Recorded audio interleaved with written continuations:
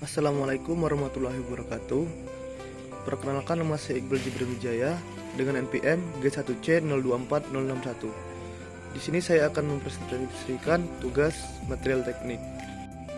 Bilangan koordinasi atau coordination number pada struktur body centered kublik yaitu BCC adalah 8. Pada struktur BCC, setiap atom pusat dikelilingi oleh 8 atom tetangga terdekat yang berada di sudut-sudut kubus.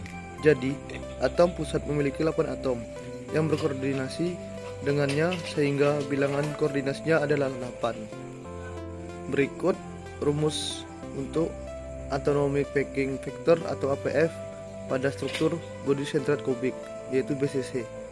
APF BCC sama dengan total volume atom dalam sel satuan per volume sel satuan.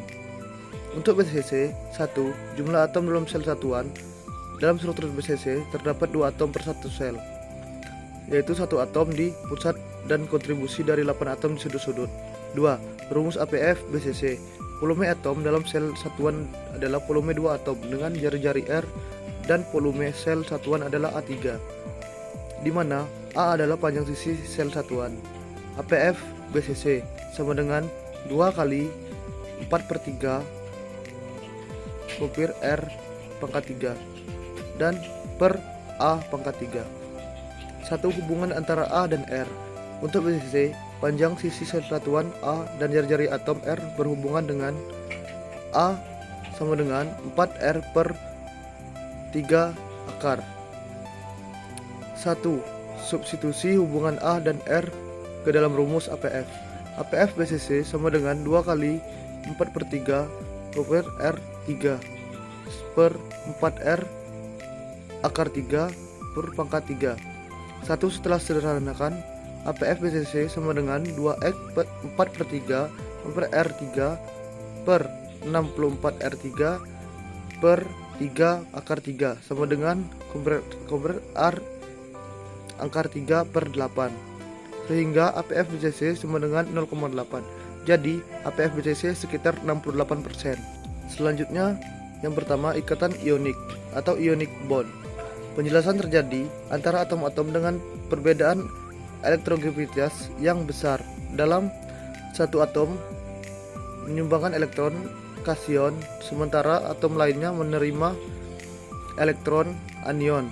Hal ini menghasilkan gaya tarik elektrostatik yang kuat antara ion positif dan ion negatif. Contoh materialnya adalah garam seperti NaCl, natrium klorida, yang merupakan contoh klasik ikatan ionik. Sifat material dengan ikatan ionik biasanya keras, rapuh, dan memiliki titik leleh yang tinggi. Mereka juga cenderung menjadi isolator listrik pada kondisi padat, tetapi konduktor listrik saat larut dalam air atau meleleh. Ilustrasinya adalah Na plus Cl-. Yang kedua, ikatan kovalen atau kovalen bond. Penjelasan terjadi ketika dua atom berbagi satu lebih pasangan elektron untuk mencapai kestabilan. Ikatan kovalen biasanya ditentukan antara atom-atom dengan elektron negativitas yang mirip, seperti antaranya atom karbon dalam rantai polimer.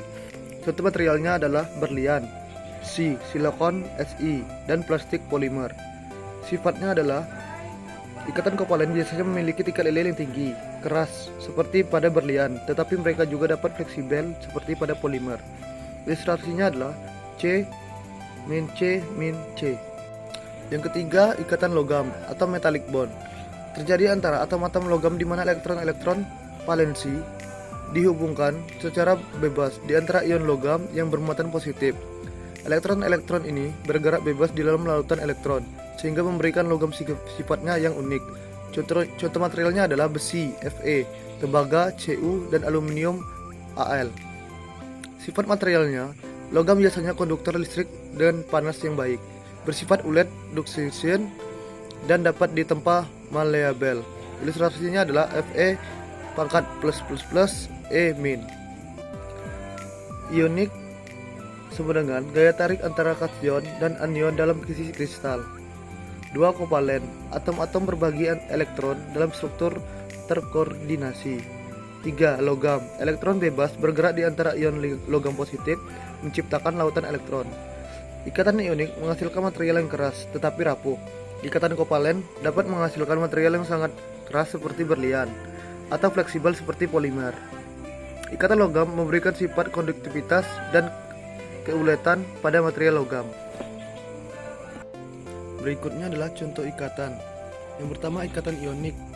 Keunggulannya stabil, kuat, titik leleh tinggi, dan tahan panas. Contohnya adalah NaCl garam dapur, stabil dalam larutan MgO, sampai bahan tahan panas dalam refraktif. 2. Ikatan kovalen. Keunggulan sangat keras seperti berlian, tahan panas, isolatir listrik, fleksibel seperti polimer. Contohnya adalah berlian, material keras, polimer, plastik, ringan dan fleksibel. 3. Ikatan logam.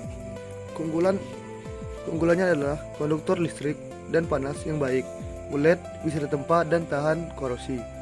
Contohnya adalah tembaga, kabel listrik, baja konstruksi bangunan, alumni pesawat terbang.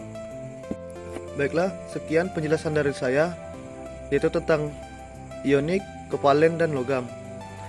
Apabila ada kurangan, saya mohon maaf. Saya akhiri, wabillahi taufiq wal hidayah. Wassalamualaikum warahmatullahi wabarakatuh, dan terima kasih.